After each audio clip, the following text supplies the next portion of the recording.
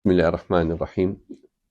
الحمد لله رب العالمين، اللهم صل وسلم وبارك على أشرف خلقك محمد وعلى آله وأصحابه وأمته أجمعين. اللهم يا رب اشرح لي صدري ويسر لي أمري واحلل عقدة من لساني يفقه قولي، اللهم آمين. بياني خوشويس، السلام عليكم ورحمة الله وبركاته. داواکارم لە پەروەردگار بە ڕەحمەتی خۆی بە میهر و سۆزی خۆی ئینشەڵڵا ماڕە پڕ خێر و بەرەکەت کات. ماڵی ئیمامە تەڵعات ئینشەڵڵا دایمی خوایی پڕ لە نور بێت، پڕ لە هیدایەت بێت، خی گەورە چی خێر و بەرەکەتی دنیا هەیە بەسەریا بڕێژێت، عاقبەتی هەمووشمان خێرکات ئینشەڵڵا. چۆن ئاو لە ماڵای کوی کردوینەت و لە ڕۆژی قیامەتیشا لە فردەوسی ئەعلای کۆمان کاتەوە یا ڕەبی. لەسەر داواکاری جەنابتان کە فەرموویتان حەزەکەین باسی هەنگێ لە نیشانەکانی ڕۆژی دواییمان بۆ بکەین. طبعاً دەوری 500 بۆ 600 فەرموودە لە ڕەسوول الله صلی الله عليه وسلم دەربارەی ئەو ڕووداوانەی کە لە دوای خۆی ڕۆدەن هەتا ڕۆژی قیامەت گێڕدراوەت. باسی قیامەت ناڵێن، بەس نیشانەی قیامەت کە تیایە بازە فەرموێت قیامەت هەڵناسێت تا ئەم شتە ڕوونەدا، بە دوای منە ئەمە ڕوئەدا. ئاگادار بن شتێکی ئاواتان نەپێشە، فیتنەی ئاوا بێتە پێشەوە. طبعاً دوو حیکمەتی سەرەکیشی تایە لە گێڕانەوەی نیشانەکانە. بۆچی پێغەمبەر صلی الله علیه و سلم ئەو نیشانانی دوو؟ ئەمە فاڵگرتنەوە نییە وەکو کەچیتە لای جادوگەرێ سێحربازێک و کابرایەکی فاڵچی بەختی بۆ بگرێتەوە لەوانەیە بڵێ 100 شتی پێڵەوە یەکیان ڕاست دەرەچێ وەکیکە هەموو درۆ دەرەچێ. کابرای کە گوێی لێگرتووە لە بیرێشە تۆ نەوەی درۆ بووە ڕاست نەبووە، یەکیان کە ڕازە بێڵە ئای چەند مهم بوو زانی کە ئەوە ڕۆدە. ئەوەی کە پێغەمبەر صلی الله علیه و سلم پێمانەڵێ وردەکاری ڕووداوەکانمان پێڵێ بە شێوەیەک بۆمان باز دەکات کە لادان نییە لەوە، ڕێک وەکو خۆی دێتێتی. دوو سەبەبی سەرەکی شەیە بۆی کە پێغەمبەری خوا صلی الله علیه و سلم ئەو نیشانانی گێڕاوەتەوە. یەکەم، پێغەمبەر صلی الله علیه و سلم بەس پێغەمبەری ئەو خەڵکە نەبوو کە لە کاتی خۆیان بوو، پێغەمبەری ئەم ئومەتەیە تا ڕۆژی قیامەت. ئەو قسانی کە کردوویەتی بێ بەرچاوڕۆشنی با بەو خەڵکە تا ڕۆژی قیامەت، نەک بەو جەماعەتی کە لە سەردەمی خۆیان بوون. بەس ئەڵفەن ئەو نیشانانی کە گێڕایەتەوە هیچ کام لەوانەی سەردەمی خۆی وایان نەدیوە، هەموو سەردەمی خۆی لەوانەیە نیشانەیە دوانیان دیبێ. ئەی باخێکی تر بۆ خەڵکێک کە لە دوای خۆی دێ، چونکە پێغەمبەر صلی الله علیه و سلم پێغەمبەری ئێمەیە هەتا ڕۆژی قیامەت. هەرچی لەو جیلە و لەو ئومەتانە دێن پێغەمبەری کە نابینن، لەبەرەوە بێ ڕێپشاندەر بێ بۆ هەر هەمیان هەتا ڕۆژی قیامەت. پێیان بڵێ کاکە کە شتێکی ئاوا ڕوویدا ئاوا بکەن ئاوا مەکەن، فیتنەیەکی ئاوا دێتە پێش خۆپارێزی لەو فیتنەیە ئاوا ئەکێ، هەڵ نەخەڵەتێن بۆ ڕووداوە بەو شتە. باسی هاتنی دەجالت بووەکە پێ دەڵێ فیتنەیەکی ئاوا گەورەیە لە ئادەمەوە تا ڕۆژی قیامەت فیتنەی وا گەورە نایە. ئەمە نیشانەکانێکی 1 2 3 4 کە هات ئێوەش ئاوا بکەن پارێزراوە بن. بۆ سەردەمی خۆی نەبووە. کاتە سەبەبی یەکەمەوەی بۆی ئەم ئومەتەی بەرچاوڕۆشن بێ نەکەوێتە غەڵەتەوە. خاڵی دووەمی نیشان کاکەمە گەورەترین موعجیزەی پێغەمبەر. ئەگەر وەڵڵی هیچ موعجیزەیەکی نەبێ بەس تەنها فەرمودانی کە لەسەر نیشانەکان توێتی بەسە بۆ ڕاستی پێغەمبەراتی محەممەد صلی الله عليه وسلم دایک و باوکم قوربانی بێ. شتی وای وتووە بە خەتەرە بە دڵی کەسا نادێ، هەر بە خەتەرەش نایە بە عەقڵی کەس، بەڵام وەکو ڕۆژی بەری بەیان سەیرەکەی هەڵدێت و وایە. ینی پێغەمبەر صلی الله عليه وسلم باسەکە فەرمێ ئەو دانیشتووە لەگەڵ سەحابەیە فەرمی قیامەت هەڵناسێت تا عالم کێوەی ئەم لای شاری مەدینە، لە شاری مەدینە لای سەحابەکان لێرە ئاگرێک دێتە دەرەوە ملی وشتر لە شاری بوسڕای شام، شاری بوسڕا لە وڵاتی شام ملی وشتر بریقاتە، ئەو ئاگرۆگە بە ئاسمانە بەرزە بێت. قیامەت دەڵناسێت تا لەم شاخۆ شاخێکی ڕق و هەچ کەس بچێتە لای مەدینەوەمانە سەیرەکە بوو ئاگری چی و شتی چی و ئەو قەومە هیچی نەبڕکانی دیوە نە ئاگری چی. دەی 2 ساڵ پێشەوەی هۆلاکۆ بەغاداگیکە لە ساڵی 654 کۆچیە ڕێک لەو شاخە بڕکانێک ڕوویدا، ئاگرێکی وا هاتە دەرەوە، ئەو ئاگرە ئاوە شۆڕە بوو تا شاری مەدینە بە کۆڵان و کوچەکانە هات. ڕێبواران و کاروانچیانی شام کاتنوان و وەڵڵا شەو بووە لە شاری بوسڕا ملی وشتر وا بریقەیە و توتمانەما بێت چی بێ، چونکە هیچ دیار نەبوو لێبەوە. ئەم ڕووناکی چێ لە ئاسمانەوە پیا بوو لە دیوی باشوورەوە ملی وشتەکەمان بریقایەتەوە چۆن پێغەمبەر صلی الله علیه و سلم فەرمیێتی ئەو ئاتۆتە دی ئەمە شتێک نییە بە نوقڵانە تۆ بە بەختگرتنەوە وەکو کابراایەک دێکەوە فاڵچێک کۆمەڵە شت هەڵە بەسێ چەنی گرتی و چەنی نەیگرت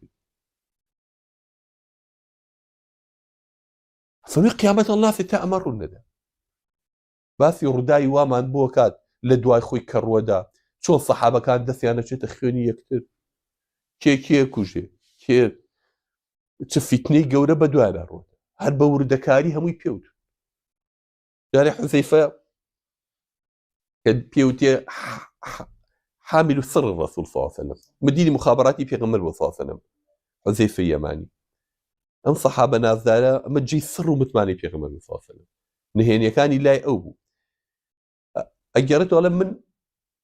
خەڵک پرسیاری دایم خێریان لە پێغەمبەرەکە صلى الله عليه وسلم یا رسول الله ئەو خێری ئەوە چییە چ شتێکی باشە پرسیاری باشەکانیان نەکرد بۆی بیکرد ئەڵە بەس من پرسیاری شتی خراپ مەکرد پرسیاری شەڕ و نەکبەتی و نەهاوتێکان مەکرد لەبەر چیە ترسام تێیکەوم بۆی خۆمی لێ پارێز دایمە میز بەر چاوەڕۆشتن بم زانم چی خراپە چی شەڕە چی بەڵایە چی مصیبەتە چی فیتنەی خۆمی لێلایە لەبەرەوە دایم پرسیاری ئەو شتانە مەکرد بۆی پێغەمبەر صلی الله علیه و سلم پیاوەکانی خۆی هەمووە ناسی ڕۆحم بە قوربانی بە نوعێ پیاوەکە ئەیزانی هەریەکەیان بۆچی باشە بە کەڵکی چی دێ ئەبوو زەرە هات داوای پلۆپۆسی لە پێغەمبەر صلی الله علیه و سلم بیکا بە پەرپرس و مەسئول پێغەمبەر صلی الله علیه و سلم چی پێوتی ئەبوو زەر کەسێکی لاوازی ئەو بە تۆ ناکرێت بەرز پرسیارەتی ئەوەله مەلامە وأوسطه ندامة وآخره عذاب شديد يوم القيامة هەموو بەر پرسیارەتێک ئەوڵەتەکەی چییە بە پرتە و بۆڵەیە ئەو کەن بە مەسئول نیوەی خەڵکەکە پرتە و بۆڵەیە ئەو کەی بەکەوێشە لەو باشتر هەبوو ئەی بۆ فڵانیان نەکرد ئەی بۆ هەموو ئەوەی نزیکەکەشتە لێ دەبێ بە دەکرێتە پرتە و بۆڵە دواتر کە تەواو بووی ڕۆژێکە لەیشەکە لایان بردی جا پەشیمانیەکەی باشە من بۆم کرد ئای چی گوناحاتەم لەم بۆ هێم پۆستەوە ئای اینجا قیامەتیش عەذابێکی شەدیدە خوا پەناما بە کاگەرت و بەلای خوا ئەبێ باجی هەموو ئەو بەرپرسیارەتی کە لە ئەستە و گرتبوو بیدەی حەقی خۆی پێدایانە لەبەرەوە ئەبوو زەر ئەو بۆ تۆ باش نییە بە قوربان پێغەمبەر صلی الله علیه و سلم سەحابەکانی خۆی ناسی زای تۆ بەکەڵکیەوە نایی هەرشە ویستوێتی شت کە پێغەمبەر صلی الله علیه و سلم نە ئەبێ تۆ هەستی بیکەی تۆ بە شانیەوە خۆی لە خۆی ڕان نەبرێ بەس پێغەمبەر صلی الله علیه و سلم ناسی کە ئەو شانی ئەوەیە بۆیە کە ئەیزانی ئەم حوزەیفەیە لە هەموو کەس شیاوترە بۆیە کە ناوی هەرچی منافقەکانی سەردەمی پێغەمبەر هەبوو صلی الله علیه و سلم لای کێ بوو لە لای حوزەیفە بوو ئەبوو بەکر و عومەر دایم بە تەنیشتێ بوو لای ئەوان نەبوو بەڵام لای حوزەیفە بوو حوزەیفە مدیری مخابرات بوو ئەو سڕەکانی باشتر دەزانی تەنانەت عومەری تو خوا حوزەیفە ناوی من نییە لە ناو منافقەکانە سوێنگت دێم بەو ئەڵڵای ناوی منیتیان نیە لە منافقەکانە تۆ زانی تینە بە ئەڵڵا تویتیانی عومەر بەڵام وەڵڵاهی دوای تۆ بە کەسی کە ناڵم بە دەرگایە لە من مەکەرەوە خەڵک بێ بڵێ تخوا منیتیامیاتیانی دەرگایە مەکەرەوە کاک ئەوە بە تۆ موت بەڵام بەخوا بە کەسی تر ناڵێ دا ڕۆژێکیان عومەر بە حوزەیفەی و دوتی حوزەیفە یاندا بە سەحابەکانی وت سەحابەکان دانیشتبوون لەگەڵ عومەرە لە مزگەوتی کامتان دەربارەی نیشانەکانی قیامەت هیچ ئەزانێ چی لە پێغەمبەر صلی الله علیه و سلم بیستووە یەکێ بۆمان باس کرد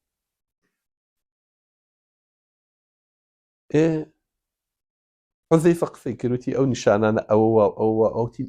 ئەوانە ناڵێم ئەو نیشانە وردانە حوزەیفە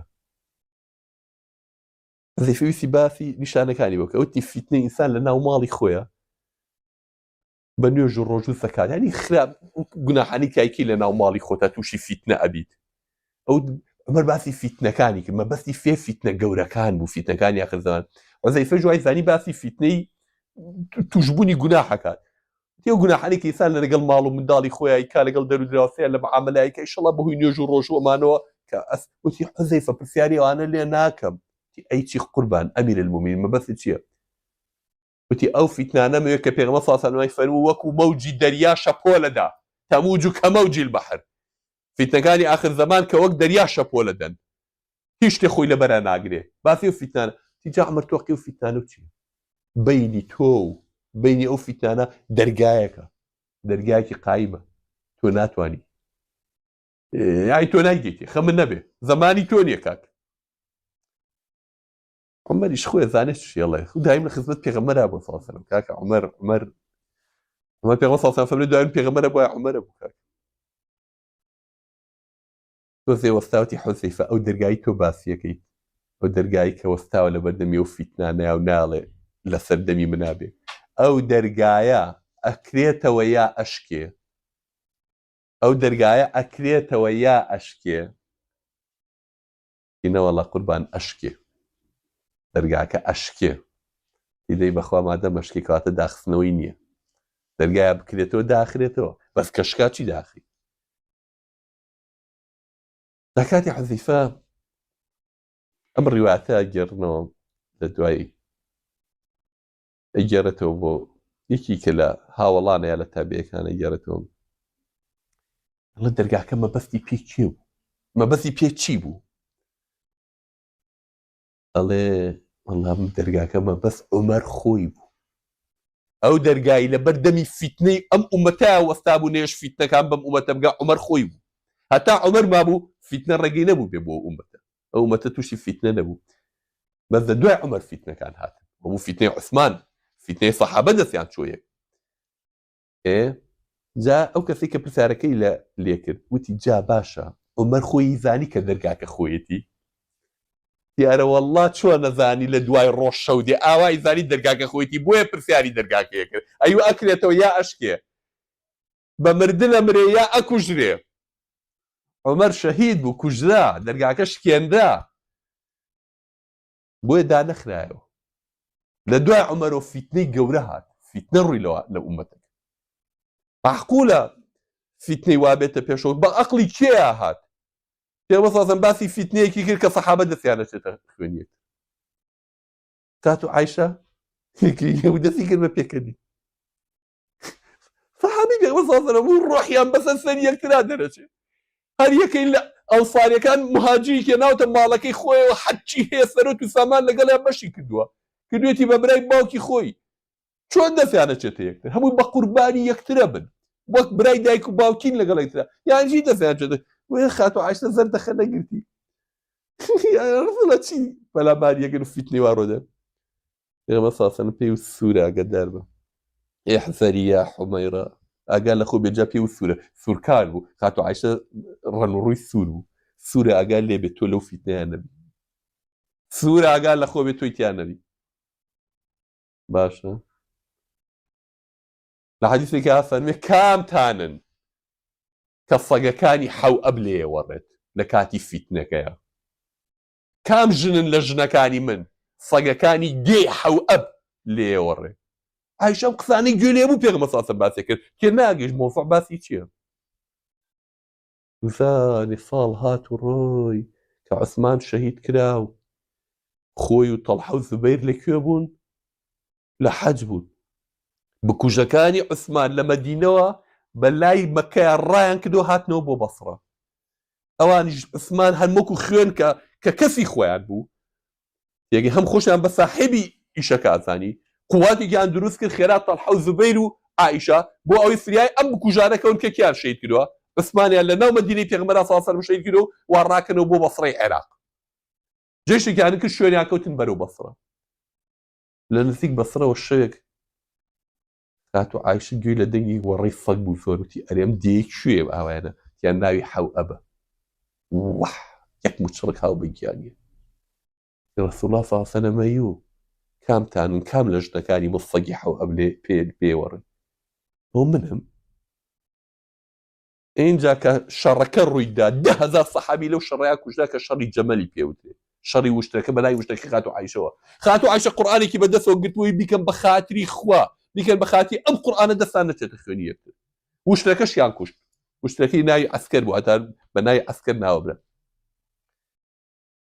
ئەمە پێغەمبەر صلی الله علیه و سلم بۆ سەحابەکان باس کردبوو.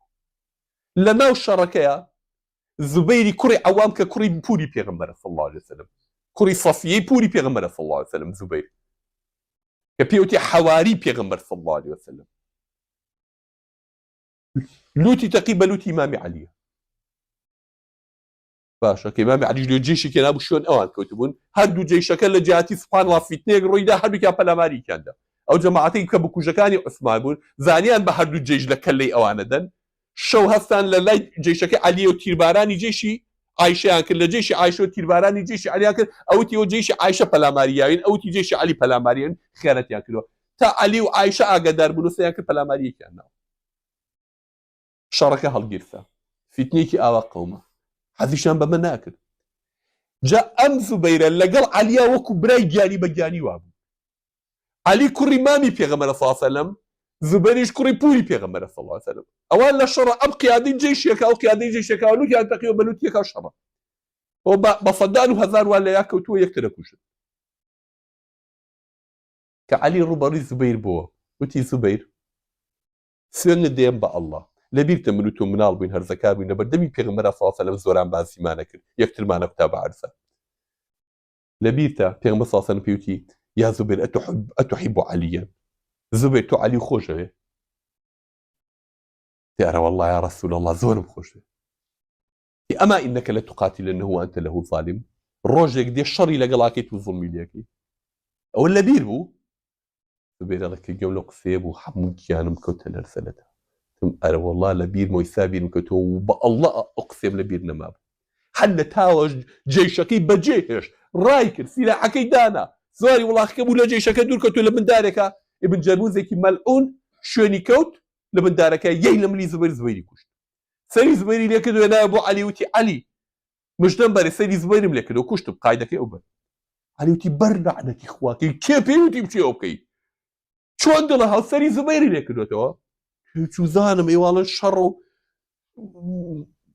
من ئەو سەرکردیانە چوم والله پێغەمبەرم بیست و ساسەنە فەرمێ بەشق قاتیلە بنە صەفیەتە بالنار مژدە بەد بەو کەسێک کە کوڕەکەی سەفیا کوشە کە زوبەیرە کوشێ هەچ کەسێکە پێ بڵێن مژدەی ئاگری بەنێ فتنێک چی ئەمەیەوە پێغەمبەر صلی الله علیه و سلم وردەکاریانەی هەموو باس کردەوە بۆ سەحابە ئەمە موعجیزەی پێغەمبەراتی عەزەمەتی ئەم پیاوەیە ئەمە ئەوەیە کە پێو بڵێ ئەمە لە گیرفانی خۆی دەرینێناوە ئەمە وحی و لەلایەن خوا هاتووە جا حوزەیفە بۆمانە گەڕێتەوە ڕۆژێکیان پێغەمبەر صلی الله علیه و سلم شتێکی کرد لە عومری شتی وای نەکرد قەت شتی وا لە حەبەسام شتی وا قەت پێغەمبەر صلی الله علیه و سلم وای نەکردەوە وتاری پێغەمبەر صلی الله علیه و سلم وتاری کەم کورد پڕمانە بۆ مەبەستێکی دیاری کراوە بەڵام ڕۆژێکیان بەبێ سەبەب پێغەمبەر صلی الله علیه و سلم لە دوای نوێژی بەیانیەوە پێغەمبەری خوا صلی الله علیه و سلم دانیش دەستی کرد بە وتاردان بۆ باسی چی کرد لە دوای خۆی هەر لە ئەوڵە باسی کرد کە کەون چۆن دروست بووە هەر یەکەم جا سەرەتای دروستبوونی ئەم کەونە چی بوو باسی خوای کرد کە بەتەنیا بۆ کەسی لەگەڵان نەبووە دوای چۆن مەخلوقاتی دروست کردەوە دوای ئەوە دنیا چۆن هاتووە تاکو سەردەمی ئادەم و پێغەمبەران و اینجا سەردەمی خۆی اینجا فەرمێ لە خۆی و باسی کرد هەتا ڕۆژی قیامەت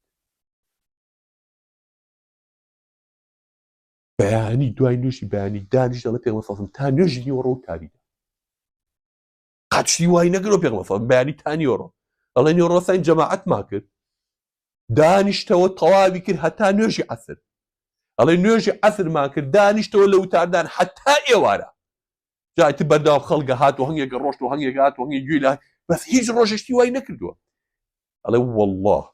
لە دوای خۆی هەتا ڕۆژی قیامەت هەج جەماعەتێ هەج گروپێ هەج حیزبێ هەج کۆمەڵێک 300 نەفەر بەرەو سەری لەگەڵا بوو بێ هەج قائیدێک هەج سەرکردەی فیتنەیەک کە ژمارەیان 300 و بەرەو ژوور بێ ئیلا ناوی قائیدەکەیان و عەشرەتەکەی و سەرکردەکە لەکوێ هات و چی ئەکا و هەمووی بۆ ئاز کردی هەتا ڕۆژی قیامەت ئەم ئومەتەکە چی بەسەرادی حفظه من حفظه منا ونسيه من نسيه منا هەر یەکە و چەنی لەبەرکرا بووی لەبەرکرا و چی ئەمە وتارە چۆن ئاوا دانیشتون لێرە ئاوا تۆماریەکە نەگەر شتێکی ئاوا بوو بۆیە تۆمار کرایە لەو ڕۆژەیە هەنگاو بە هەنگاو تا ڕۆژی قیامەت هەموویمان لەبەرچاو ئەمە چەندمان پێ لەبەرکرا و هەر یەکە و چی بە مێشکیەوە لکا لە موتارەیە و چەند لەختینەکەی پێغەمبەر صلی الله علیه و سلم حاڵی بوو چەندی وەرگرت ئەوەشی لەبیری چوو لەبیری چوو هاتە ئەم شتە لای پێغەمبەر صلی الله علیه و سلم زۆر مهم بوو هاکەمە شتێک نییە لا بەلا باسی کرد کاتی بۆ داناوە ئێحتیمامی پێیاوە بۆ بەردەوام بۆ سەحابەکانی باس کردو لەبەرەوە کاتێک ئێمە باسی نیشانەکانی ڕۆژی دوایەکە ئەم معلوماتی پێشینەمان لەبەرچاوە بێ هۆکاری ئەم باسکردانە چییە و ئەمە چ موعجیزەیەکی ڕەسوول الله صلی الله علیه وسلم و بۆ ئێمە چەند گرگە کە بەرچاو ڕۆشن بەتایبەتی لە ڕۆژێکی کۆمڕۆیە ئەیە وان کە پێغەمبەر صلی الله علیه و سلم فەرمێ ئەم فیتنانەی ئاخر زەمان کە دێن وەکو مەوجی دەریا شەپۆلەیە فتن كقطع الليل المظلم يصبح الرجل فيها مؤمنا ويمسي كافرا ويمسي مؤمنا ويصبح كافرا يبيع دينه بعرض من الدنيا. أفرمي على الشوي تاريكي نوتك فتنة كاني آخر زمان خلق بلبي خوي كان عبيني كابراي تشاكي ميزر بسري دينداري خواناسي عالم كيا قمرابي كابراي بانخوازي پێشەوای خەڵک گومڕابێ کابرای کە بە دینداری خواناسی ناسراوە لە ناو خەڵکە گومڕابێ چ جای خەڵکە عەوامەکە هەڵی شەوی تاریکی نوتەکە کابرا بە ئیمان و بەیانی لە ماڕ ڕاتە دەرەوە پێغەمبەر صلی الله علیه و سلم ئێوارە بە کافریەتە دەرەوە ئەگەڕێتەوە ماڵەوە ئێوارە بە ئیمانەوە هاتوتە ماڵەوە بەیانی بە کافریەتەوە دەرەوە دینەکەی خۆی کا بە قوربانی پاتاڵێکی دنیا ئێمە مەمەکەمە پێغەمبەر صلی الله علیه و سلم دایک و باوکم بە قوربانی ئەم خەمێم ئومەتەی بۆ کە دین نەدۆڕێنن بە ئیمانەوە ببێنەوە کاکە پێمان ئەڵێ ئاخر زەمان فیتنەکانی ئاوایە خۆتان مەدۆڕێنن کاکە تەماعی دنیایەتە بەردەمتان کاکە سەرتان لێ ئەشەوێنن کاتی کە باسی دەجالەکە ئەڵێ پیاوی عالمی دیندار بە حساب کە زۆر عالمە ئەڵێ دەجال دیموکراسیە قوربان پیاوێکە ئەڵێ بە مناقەشە بۆ دەسەلمێنم کە من خوا وەرە بە بەڵگەوە دەسەلمێنم کابراڵە دێگە ڕاستەکە با بێ بە قەناعەت بە منکە پیاوی دینداری عالمی گەورە بەرەو ڕوێ لە سەر قەناعەتی پێکە بۆ ئەڵێ مەڕۆن بەرەو ڕوون کاکە فیتنەکەی زیاد لە حەد گەورەیە مێشکی عالەم ئەشوە فیتنەی وای تیا بەرامبەرەکەی مێشکی ئەشوە خۆدان بۆ ناگیرێ فەرمێ لە کوێوە هاتۆ بە عەکسەوە ڕاکە کونوکە لەبەر ئەڵێ خەڵک لە شاخەکان خۆی لێ عاسیەکە و داەتەکەی خیری سوڕەتی کام بخوێنە بۆی تووشی و فیتنێ نەبی فیتنەی ئاوا گەورەمان لە پێشە بە قوربان یانی تۆ بێنە بەر چای خۆت سەیرکەن برایان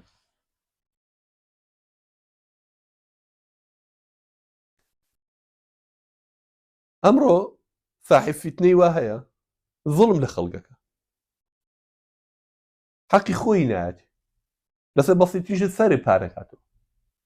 مافە نایەتی حەقی خۆت نایەتی خەڵک هەمووی ڕوا ئەم هەموو باخواز و مەلای بە قوربان و بە ساقە و حەزیان لە سێڵسیەکە لەگەڵی بگرن دینەکەی خۆی کا بە قوربانی ئەو لەگاکە ئەو ڕەتێنێ ئەو کوژێ ئەو بڕێ تۆ دینی ئیمانی خۆ دەکەی بە قوربانی ئەو دا وەرە دەجالێک بێ دوای جەنگێکی جیهانی گەورە خەڵک نانێ بیخوا ئەو نانی وەکو شاخ خواردنی پێ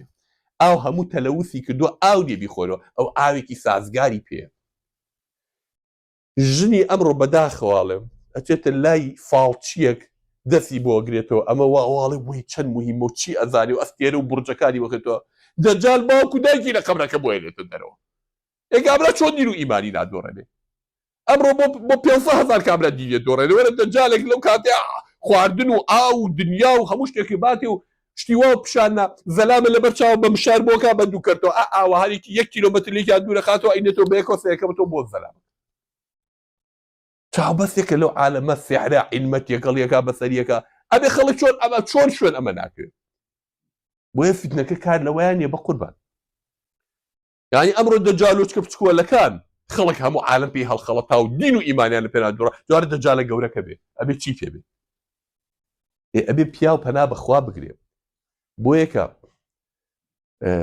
پێغەمبەر صلی الله علیه و سلم کرد دوعاکانی اللهم إني أعوذ بك من مضلات الفتن خوای پەنات پێگرن لەو فیتنانەی کە گومڕاکەرن ئینسان گومڕاک هەنگێ فیتنە ئینسان گومڕاک دین و ئیمانی پێوە ناڵێ وتاڵە بەیانی بە ئیمانەوە ئەڕۆیتە دەرەوە کەیتەوە بۆ ماڵ و دین و ئیمانەکە دۆڕانوە ئێوارە بە ئیمانەوە هاتوویتە ماڵەوە سەری تەلەڤیزیۆنێک کردووە ئاخۆ چی و دیوە چ کۆمنتێکە بۆ ڕێک پێی کافر بووی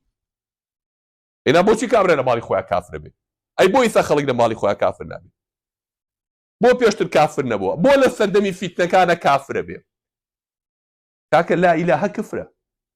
لا ئیلاهە کفرە ینی خوا نییە کەوتە ئیلا الله بێ بە ئیمان لا ئیلاهە ئیلا الله هیچ خوایانە ئیلا الله نەبێ بینی ئیمان و کفر چیە هەناسەیەکە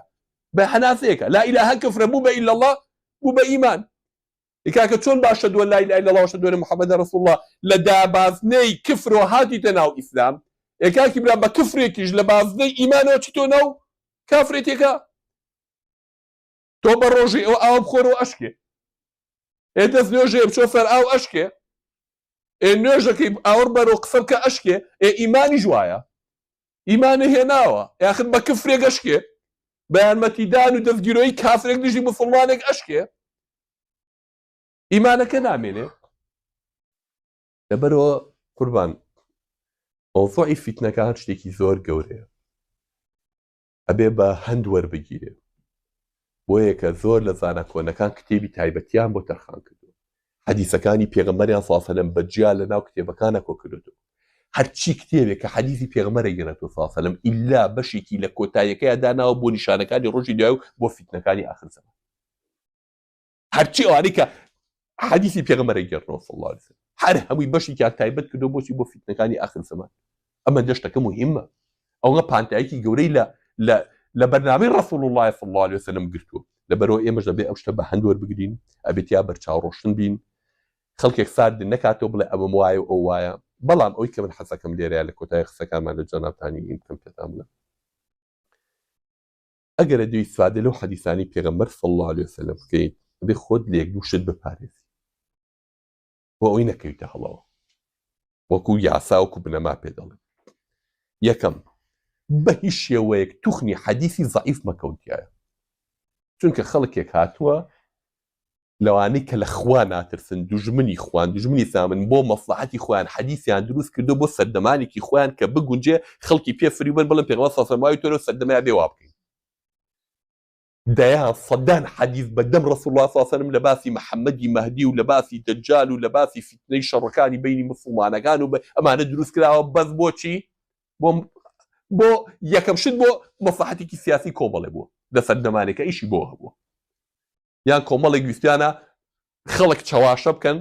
خەڵک هەڵخەڵەتێنن و لەسەرەوە ئین بکەن لەبەرەوە شوێن حەدیثی ضعیف مەکەون بەخۆم حەدیثە ضعیفە بەس احتیمالی هەیە وا نەکاگە الحەمدولله ئەوگەما صحیح هەیە پێویستمان بە ضعیف نەبێ کاکە بڕۆن لە بوخاری بخوێنەوە بوخاری تاوا بووە لەسەر موسلیم لەوای لە موسلیما تاوا بووە لەسەر ئەوانەی تر بگەڕێ بە دوایەک ئەوەی کە عولەما کێشیان لەسەرینەوە سوورە زانی صحیحی تاوا ئەوە وەربگرە حەدیثێکە جێی گومانە و ضعفی تیا عیلەدارە ناگاتە دەرەجەی صحیح وەری مەگرە ئەمە یەکەم نەسیحەت و وەسێتە بۆ ئەو کەسانی کە لەو بوارە ئەیژەکەن خۆتان لە حەدیثی ضعیف مێن حەدیثی صحیح وەرگرم ضعیف ماڵی خەڵکی چاواشە کردووە ئەوانەی کە گومڕابوون هەموویڵێ ئەمڕۆی و سبەینێ و ئاوایە بەهۆی ضعیفەکان و هەڵخەڵەتاون وازە ضعیفەکان بێنن خاڵی دوو هەبینیشیان گەورەترین غەڵەت ئەوەیە بێ حەدیثێ بێنی بە زۆری زۆردان بلی بچەمێنیتەوە بدوێ بەسەر ئەم لەحظەی خۆت قەناعەتێکی هەیە بەخوا لەوانەیە مەبەستی ئامەی ئەمڕۆ بێ ئەم شتەوا بێ بدوێ بە زۆری زۆردا بەسەرەوەی کاکە دانانی و حەدیثانە لە شوێن و کاتی خۆیان کوڕی خۆیەوێت زانای خۆی ئەوێت خەڵکی شارەزای ئەوێت ئەبێ بزانی ئەم خەریتەیەک بکێشی جوان جوان ئەم خەریتەیە هەموو فەرمودەکانی پێغەمبەر صلی الله علیه و سلم لەبەر بێ بزانی هەر یەکەیان کاتەکەی شوێنەکەی کوێ لە شوێنی خۆیان داینی بۆ یەکێک نابێ حەدیثێکە بیستێ و هەر لە خۆی سەر ئەیە بەسەر ئەم لەحظەتەیە تەطبیقی کات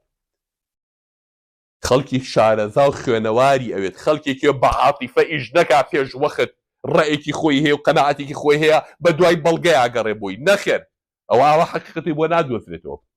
تۆ بێ وازە هەموو عاتیفەیەکی خۆ بێنی تۆ عیلمەکە وەرگرە حەدیثەکانی ڕەسوڵ الله صلی الله علیه و سلم وەرگرە زانە بە هەموو مەرجەکانی خۆیەوە زانە و مەرجانە تیا تۆ دەدی کاتی ئەوەیە اینجا بێنە لەسەر واقعەکە محاولەی تەطبیقی کە هەزار و ئەوەندە ساڵە خەڵگەڵە دەوانێت تا ئێستا 100 دانە نەفەر لەم ئومەتەیە دیعایەوەی کردە بڵێ من محەممەدی مادی هیچ شێو هەمووشی دوور دەرسن ئەو پیاوەی کە پێغەمبەر صلی الله علیه و سلم باسی ئەکات و لە حەدیثە ئاماژەی پێ ئەکات پێغەمبەری خوا صلی الله علیه و سلم کە فەرمووی خەلیفەیەک دێت يحث المال حثيا ولا يعده عدا پارە بە هەڵڕشتن هەڵڕژێ بە ژماردن نایشمێرێ ئەسڵەن پێغەمبەر صلی الله علیه و سلم لە هیچ حەدیثێکی ئەوەی کە صحیح بێ و بێ عیلە بێ نە ناوی وتووە نە لەقەبی وتووە نە هیچی وتووە بەزاڵوە خەلیفەیەک دێ ئاوا بێت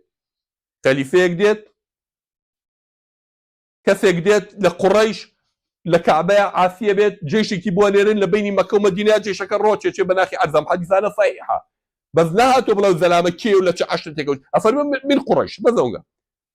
لرجل من قريش جيشێک ڕوا بۆ پیاوێک لە قوڕیش کە لە مەکەیە عاسی بوو با ئەوە بێت ئەوە ڕووبات و ئەو جێشە ببینی لە بینی مەکە و مەدینە ڕۆبچە هەموو عولەما فەرموویانە هەتا جێشەکەی بینی مەکە و مەدینە ڕۆ نەچێەوە هەچ کەسێ 100 کەس لە مەکەیە عاسی ببێ و ئیعلانی محەممەدی مادێتی بکە ئەو نییە کەی بینیتان جێشە گەورەکەی بینی مەکە و مەدینە کە شاری مەدینە ئەگرێ قەتڵ و ئامی تیا ئەکا خوێن وەک جۆگە لە هەڵەسێ خەڵکی مەدینە ڕائەکەنە دەرەوە لە تاوە دوایی کە مەدینەی گر بەرەو مەکە بەڕێکەوت لە بینی مەکە و مەدینە جێشەکە ڕۆچ و بەناخی عەرزە اینجا بزانە ئەو پیاوەی کە لەناو مەکەیە ئەوەی کە پێغەمبەر صلی الله علیه و سلم باسیەکە تاو کاتە هەچ کەسێک بینی هەموو سمێڵ سوورێک هەمزاغانیە کاکە نابێ پەلەپەلکی لە مۆزوعەکانە خی گەورە خۆی زانێ ومەتەی بۆکەی هەڵگرتووە چۆنی هەڵگرتووە چی دێتە پێشەوە لەبەر ئەوە نابێ لەو شتانەیە پەلە بکرێت ئەو شتانە بێ بە عیلم بکرێت نابێ بە عاتیفە بکرێت خەڵکێک بێ هەموو حەدیثەکانی پێغەمبەری صلی الله علیه و سلم لەبەر بێ و بزانێ و لە تاریخی شارەزا بێ هەتا بتوانێت لە شوێنی خۆیان داینێ دووریش بێ لە عاتیفە و لە مەصالحی شەخسی عالمی خۆی ئەوێ کاکە